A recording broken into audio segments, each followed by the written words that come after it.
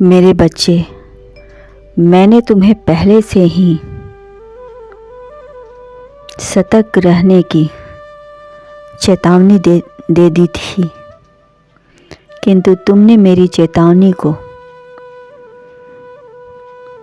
अनदेखा कर दिया। मेरे बच्चे, जब किसी चीज़ का अनुभव ना हो तो उस चीज़ में कूदने से पहले जानकारी प्राप्त कर लो। तुमने जो गलतियाँ की है वो माफ़ी के योग्य नहीं है। फिर भी इस नर्क से मैं ही तुम्हें बाहर निकालूंगा,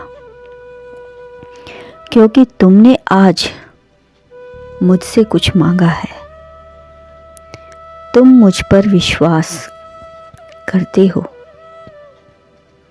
फिर यह सब कर्म क्यों करते हो जिससे किसी का भला नहीं होता है? कब सुधरोगे तुम मेरे बच्चे? बड़ा काम करने का एकमात्र रास्ता है, तुम अपने काम से प्यार करो, उस काम की जानकारी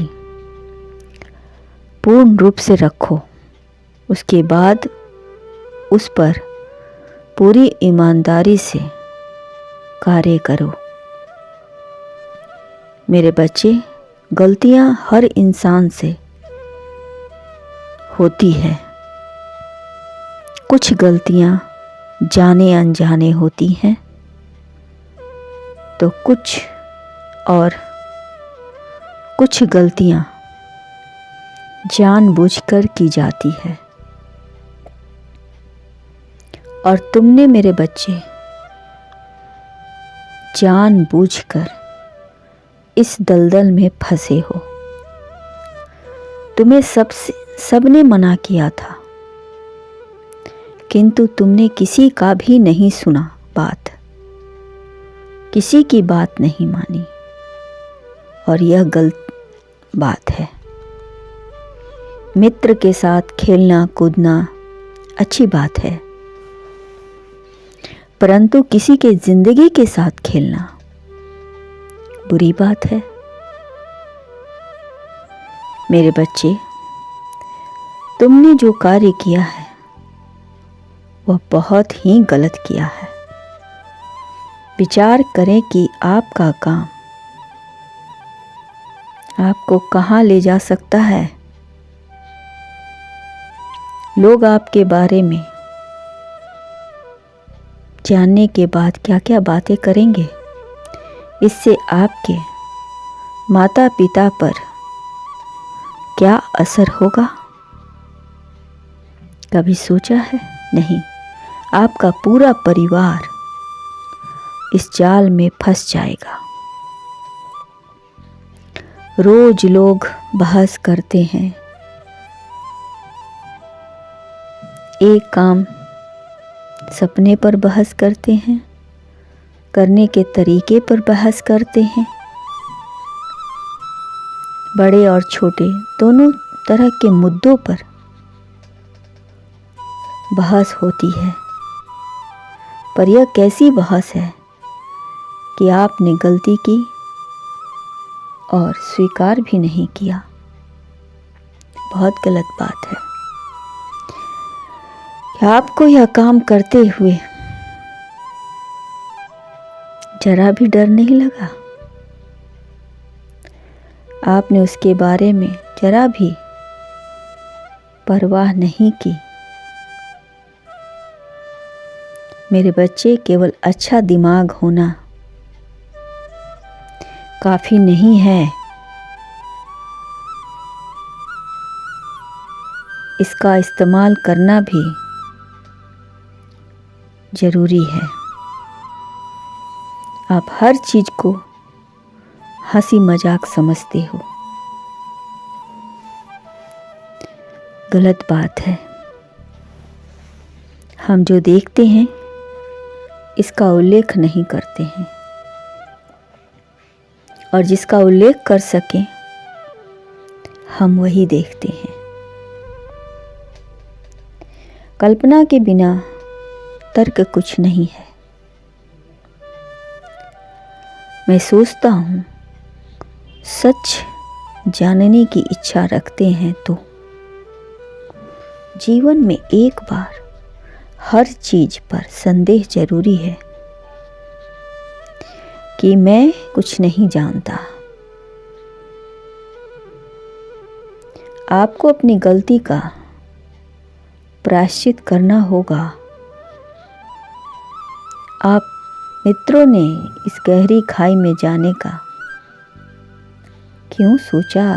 मेरे बच्चे गए तो गए, वहां से नीचे देखने की क्या आवश्यकता थी? हंसी मजाक करते करते आपने अपने मित्र के हाथों से चाबी छीन ली गाड़ी की, और खेल खेल में वह चाबी खाई में जा गिरी, और आपका दोस्त खाई में देखने लगा, और देखते देखते अचानक उसका पैर फिसल गए और वह उस गहरी खाई में जाकर गिर पड़ा। आप सब घबरा गए, परंतु आपने इस बात की जानकारी उसके परिवार वालों को नहीं दी। यह बुरी बात है। आपने जरा भी नहीं सोचा कि वह इतनी ऊंचाई से गिरने के बाद जिंदा भी है या नहीं। आप घबराए हुए तो बहुत हो गए। 2 दिन हो गए। आप सभी को चिंता हो रही है, उसके घर वाले को भी चिंता हो रही है। डर आप पर हावी हो गया है। उसके घर वालों खोजते खोजते उन्होंने आपके घर पहुंचा, तो भी आपने सच्चाई पूरी तरह से नहीं बताई, आधा अधूरा बताया। आपके तीसरे मित्र से अब रहा नहीं गया और उसने सारी सच्चाई इसके माता पिता को बताई। रोते बिलखते उन लोगों ने पुलिस की सहायता से छानबीन शुरू की। बहुत छानबीन करने के बाद उनके पुत्र की बहुत ही खराब स्थिति में उसकी बॉडी मिली।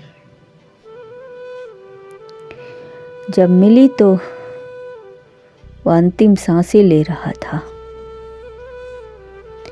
एक नज़र वह आपको देखा और इस दुनिया से हमेशा हमेशा के लिए चला गया, चल पड़ा।